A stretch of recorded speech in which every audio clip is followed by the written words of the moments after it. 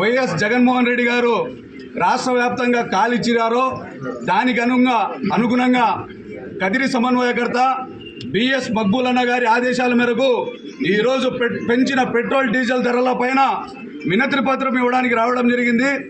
ఈ రాష్ట్ర ప్రభుత్వం గతంలో ప్రతిపక్షంలో ఉన్నప్పుడు మేము అధికారంలోకి వచ్చిన తర్వాత అప్పటికే పెరిగిన డీజిల్ పెట్రోల్ ధరలను తగ్గిస్తాము అని చెప్పేసి కల్లిబొల్లి మాటలు చెప్పి అధికారంలోకి రావడం జరిగింది.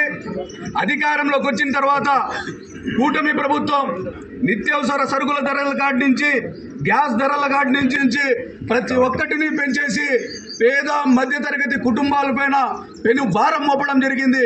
కాబట్టి ఇప్పటికైనా కూటమి ప్రభుత్వం బుద్ధి తెచ్చుకొని పెంచిన పెట్రోల్ డీజిల్ గ్యాస్ నిత్యావసర సరుకుల ధరలను తగ్గించాలని చెప్పేసి కదిరి వైఎస్ఆర్సీపీ కుటుంబ సభ్యుల తరఫున డిమాండ్ చేస్తా ఉన్నాం.